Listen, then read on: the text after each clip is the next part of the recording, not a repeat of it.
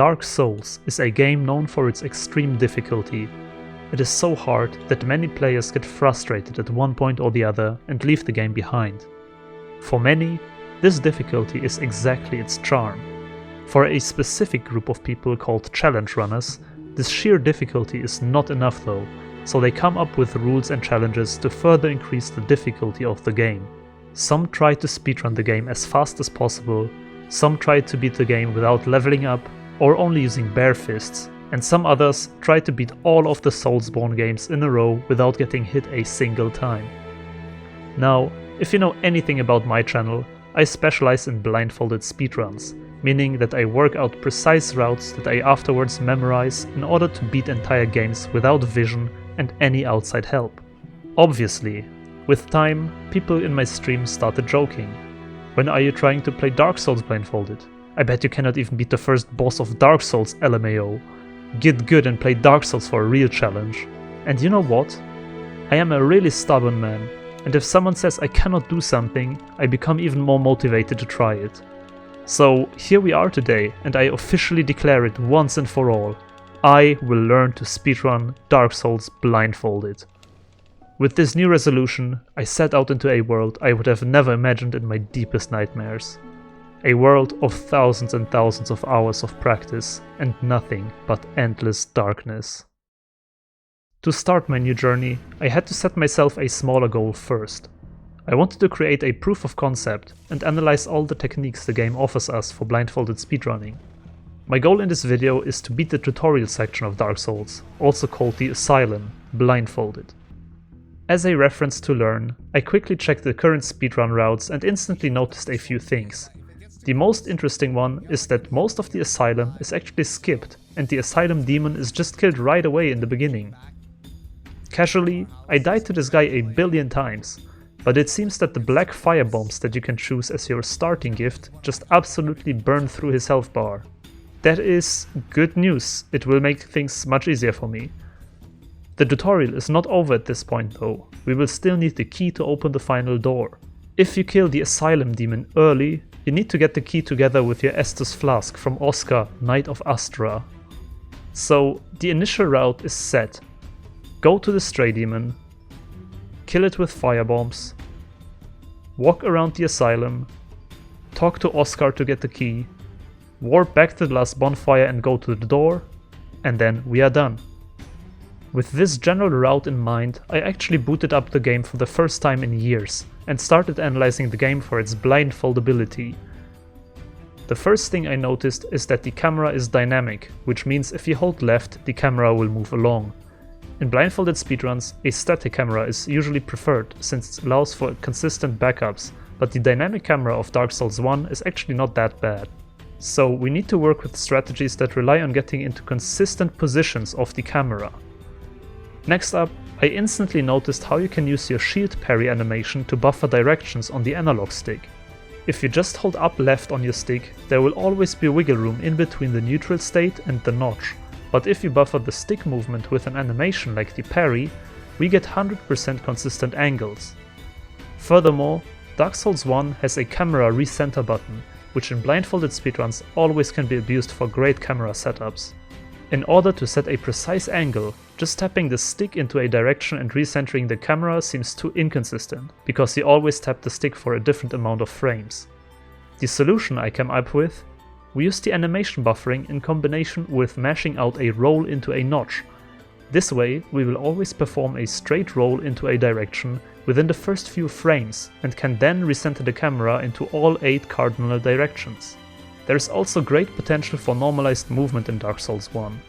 You can, for example, backstep, roll into neutral, or even just do neutral attacks, and they will always move you a fixed distance in space.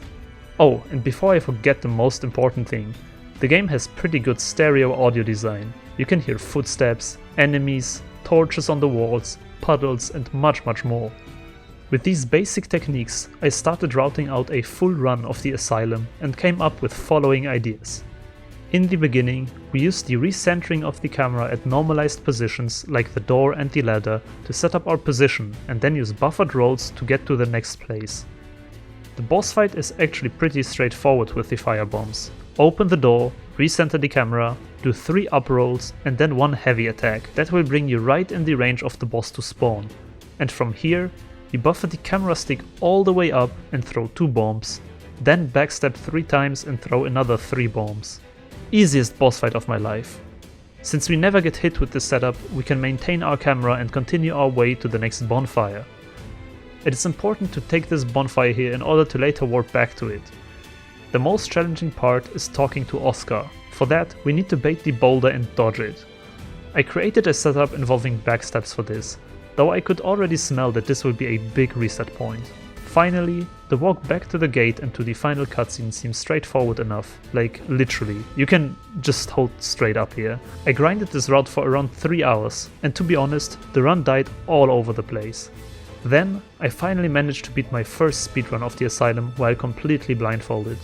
The final time was 5 minutes and 26 seconds. I was not satisfied. The run had multiple mistakes in it and I knew I could get a better time. So I continued to grind like a madman, and in the very last attempt of the day, this happened. Way to the boss. Flawless. Boss fight.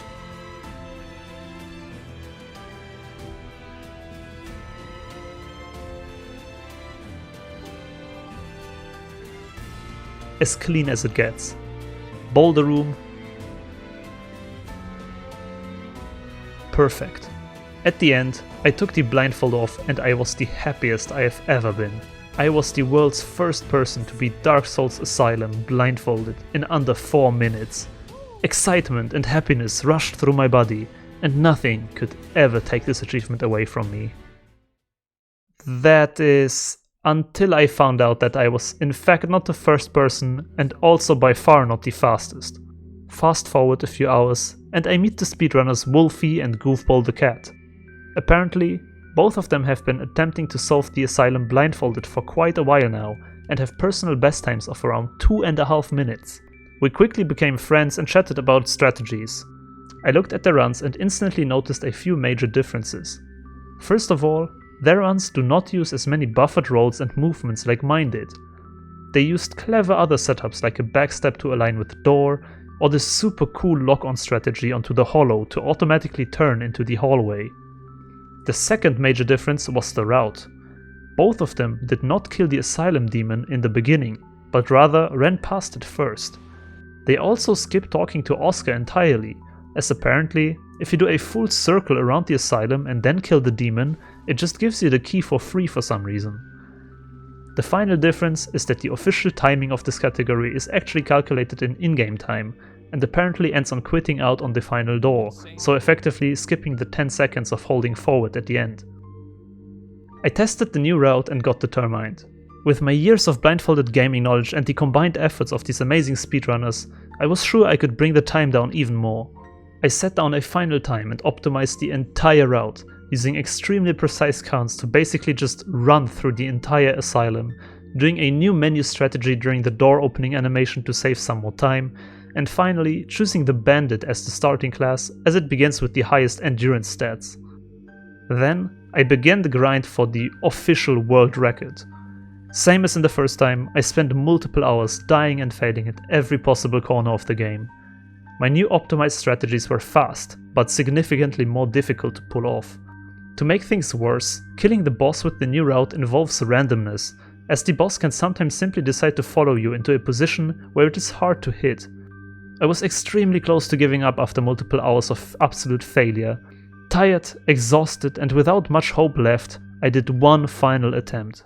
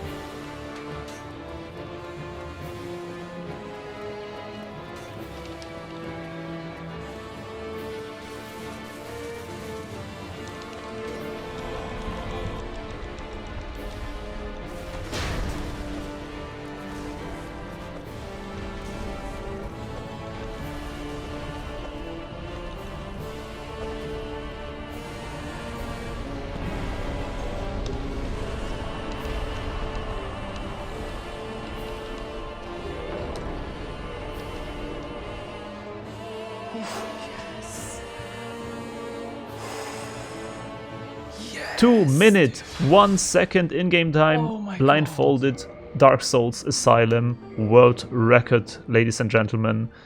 I present you this beautiful run of mine.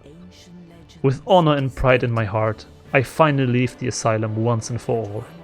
The crow grabs me and takes me away from this hellish place in which I spent so many hours just to optimize a few seconds. And then it struck me like a lightning spear. This was just the beginning. There is a whole big world out there waiting for me. A world of thousands and thousands of hours of practice and nothing but endless darkness.